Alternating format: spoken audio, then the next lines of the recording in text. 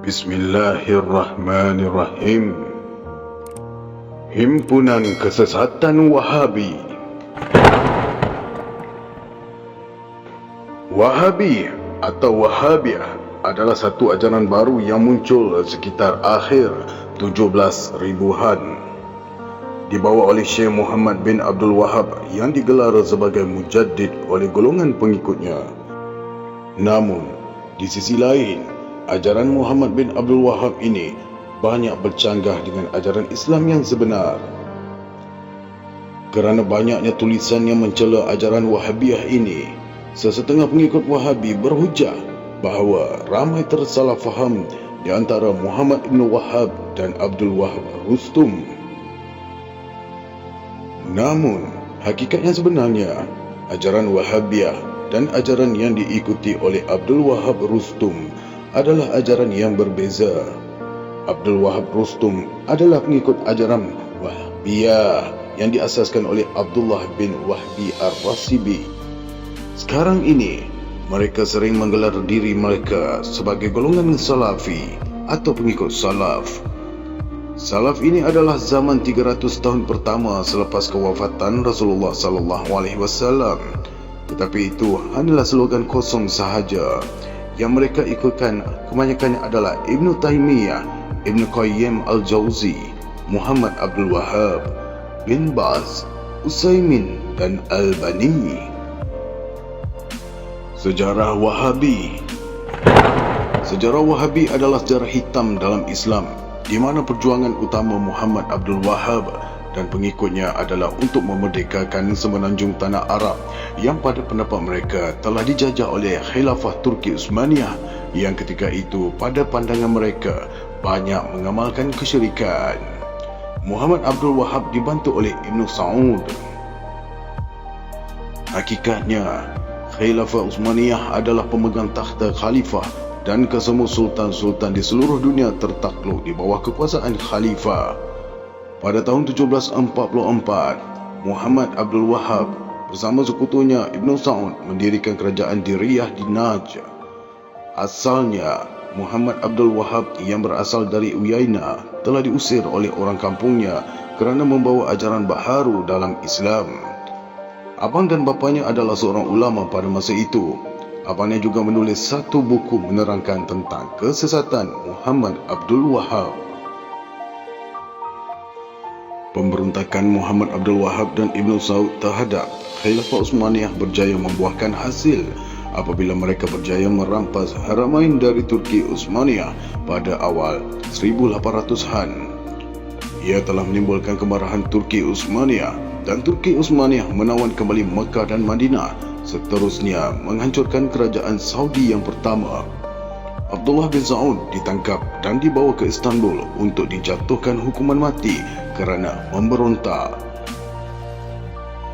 Namun, kemarahan Wahabi dan keluarga Saud serta penentangan mereka terhadap Khilafah Utsmaniyah tidak terhenti setakat itu.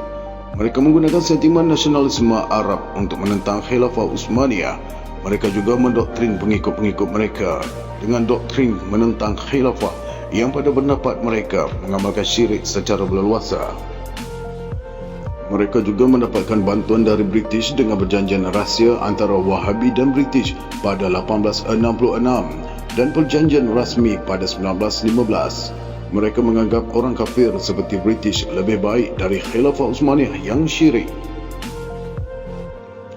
Menggunakan doktrin Tauhid Rububiyah dan Tauhid Uluhiyah untuk menghalalkan setiap tindakan mereka adalah perkara yang batil. Mereka mengatakan orang kafir bertauhid rububiyah. Ia adalah satu pernyataan yang sangat ganjil yang tidak pernah diucapkan oleh mana-mana ulama sebelum mereka. Mana mungkin orang yang tidak beriman bertauhid? Mana mungkin orang yang tidak beriman mengesakan Allah? Apa yang berjaya dilakukan oleh Wahabi dan pengikutnya hanyalah menghancurkan Khilafah Utsmaniyah, payung kepada orang Islam seluruh dunia. Mereka hanya membawa kepada penentangan dan kerosakan demi kerosakan kepada dunia Islam. Mufti besar Mekah Syekhul Islam Hijaz ketika itu, Syekh Ahmad Zaini Dahlan, yang juga imam besar kedua-dua masjid suci, juga menulis pelbagai risalah, kitab dan jurnal untuk menerangkan kesesatan Wahabi. Antaranya adalah Fitnatul Wahabiyah, menceritakan bagaimana pengikut-pengikut Wahabi menjarah kota Mekah dan membunuh ramai orang Islam ketika itu. Diringkaskan ciri-ciri Wahabi. Fiqh. Dari segi fiqh, mereka cenderung untuk melakukan talfiq dengan alasan supaya tidak taksub kepada mazhab. Namun, dalam ajaran sebenar Ahlussunnah wal Jamaah, taklid terhadap mazhab hukumnya wajib untuk orang awam. Tindakan mereka menyeru kepada amalan mencampurkan mazhab, tidak selari dengan pandangan jumhur dan ijma' ulama. Mereka juga membesar-besarkan perkara khilafiyah dan menghukum bid'ah kepada amalan orang Islam yang pada pendapat mereka tidak ada nasnya. Ia adalah kerana mereka tersilap faham definisi bid'ah yang sebenar. Kullu bid'atin dolalah. Itulah hadis yang mereka akan gunakan setiap kali berhadapan dengan perkara-perkara yang pada pendapat mereka tidak ada sandaran dalam syarak. Namun, mereka membahagikan perkara baru itu kepada urusan agama dan urusan dunia tanpa dalil yang qat'i tentang pembahagian tersebut. Sekiranya setiap perkara baru itu sesat, sudah pastilah urusan dunia tidak terkecuali, kerana syariat Islam tidak hanya terpakai untuk urusan agama sahaja, tetapi terpakai untuk urusan agama dan urusan dunia. Rasulullah SAW bersabda, siapa yang membuat perkara baru dalam urusan kami yang bukan yakni berasal atau bersumber darinya, maka dia tertolak. Riwayat Bukhari dan Muslim.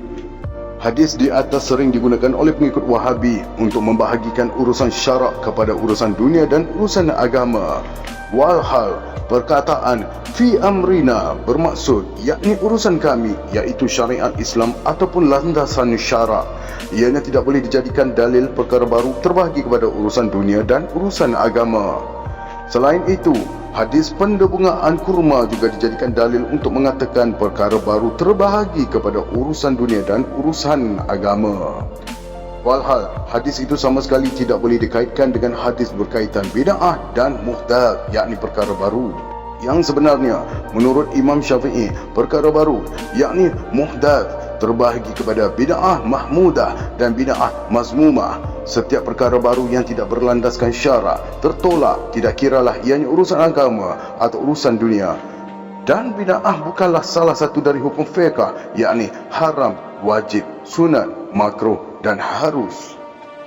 Sebagai contoh, sekiranya urusan muamalat atau perniagaan tidak dilakukan berlandaskan syarak, tentulah ianya juga tertolak. Syariat Islam tidak pernah membahagikan antara urusan dunia dan urusan agama. Membahagikan syariat Islam kepada urusan agama dan urusan dunia adalah sekularisme. Semoga kita terlindung dari cenderung mensekularkan urusan syariat Islam yang kita cintai ini. Akidah, yakni iman. Dari segi akidah pula, mereka menggunakan doktrin tauhid 3 serangkai. Kaedah akidah seperti ini adalah perkara baru dalam agama. Falsafah tauhid rububiyah dan uluhiyah adalah falsafah yang digunakan oleh Ibn Taymiyah. Sebenarnya banyak lagi falsafah tauhid yang pernah dibahas oleh para ulama sejak dahulu. Antaranya adalah tauhid mulkiyah, tauhid ubudiyah, tauhid syuhudiyah, tauhid wujudiyah dan sebagainya. Kenapa Muhammad Abdul Wahab menekankan hanya falsafah tauhid rububiyah dan uluhiyah? Kerana untuk mendoktrinkan pengikutnya agar menerima bantuan British dengan hujah, orang kafir juga bertauhid, iaitu tauhid rububiyah. Walhal, orang kafir mustahil mengesahkan Allah dari segi ketuhanan. Mereka juga mendoktrinkan pengikutnya menyamakan orang Islam yang pada pandangan mereka melakukan syirik sama sahaja dengan orang kafir yang tidak bertauhid uluhiyah, justru menghalalkan nyawa dan harta mereka. Walhal dalam ajaran Ahlussunnah wal Jamaah haram mengkafirkan Ahlul Qiblat. Dari segi tauhid asma wa sifat, Wahabi mendoktrin pengikut mereka untuk mengambil zahir ayat-ayat sifat yang mutasyabihat di dalam Al-Quran dan hadis. Mereka mentakwil atau mentafsir ayat tersebut mengikut pendapat yang syaz. Mentakwilkan yadullah kepada Allah mempunyai tangan, mentakwilkan sifat istiwa kepada Allah di atas arasy bertempat dengan zatnya dan sebagainya yang tidak layak bagi Allah dan menyerupai akidah Yahudi dan Nasrani. Sebagai buktinya, di dalam satu kitab Ibn Taymiyah yang diikuti oleh Muhammad Abdul Wahab serta pengikut-pengikut Wahabi lainnya dinyatakan, kata Ibn Taymiyah ini tersebut bermaksud, apabila Tuhan Tabarakallah Ta'ala duduk di atas kursi, maka akan terdengarlah bunyi seperti pelana kursi unta yang baru diduduki, yakni kriuk-kriak. Subhanallah, betapa jelas Ibn Taymiyah menjisimkan Allah Ta'ala. Na'udzubillah min zalik. Tujuannya juga untuk mendoktrinkan pengikutnya agar mencari titik persamaan antara akidah mereka dengan Yahudi dan Nasrani. Akidah Yahudi, Tuhan bertempat di atas langit, di atas kerusi, dikelilingi oleh malaikat. Akidah Nasrani pula, Tuhan bapa mereka bertempat di syurga. Na'udzubillah min zalik, itulah akidah dan i'tikad mereka. Doktrin dan i'tikad Wahabi ini adalah wabak. Kadang-kadang di dalam tidak sedar, wabak ini terkena kepada orang-orang yang alim dan mereka sendiri dalam tidak sedar menyebarkannya kepada orang-orang awam. Di samping itu, mereka kerap mengatakan sifat 20 adalah ilmu falsafah Yunani. Namun kebenarannya, sifat 20 itu berlandaskan dalil dan nas yang qat'i, muhkam. Sifat 20 juga bukanlah mengahadkan sifat Allah kepada hanya 20, tetapi sifat yang wajib diketahui oleh mukallaf. Sekiranya sifat 20 ini adalah ilmu falsafah dari Yunani, syarah tauhid uluhiyah dan rububiyah juga adalah perbahasan falsafah, dan istilah rububiyah dan uluhiyah tidak wujud pada zaman salaf. Tasawuf, yakni ihsan. Tidak banyak yang boleh dikatakan tentang tasawuf kerana Wahabi pada asasnya menolak tasawuf dan berpendapat ilmu tasawuf adalah ilmu yang sangat kotor seperti air longkang. Mereka juga menolak tarekat-tarekat dan sangat anti kepada golongan sufi. Tidakkah mereka mengetahui bahawa pembebas Konstantiniyah Sultan Muhammad Al-Fatih berakidah dan akidah Asy'ariyah Maturidiyah dan seorang sufi bertarikat Naqsyabandiyah? Terkejut, itulah kebenarannya. Sultan Muhammad Al-Fatih berakidah dengan akidah Asy'ariyah Maturidiyah dan seorang sufi bertarikat. Konstantinopel, iaitu kini Istanbul, akan jatuh ke tangan tentera Islam. Rajanya adalah sebaik-baik raja, tenteranya adalah sebaik-baik tentera. Hadis ini adalah bukti kebenaran akidah Asy'ariyah dan Maturidiyah. Tentera Muhammad Al-Fatih pada ketika itu majoriti adalah sufi bertarikat. Mana mungkin sebaik-baik raja dan sebaik-baik tentera memegang i'tikad akidah yang salah.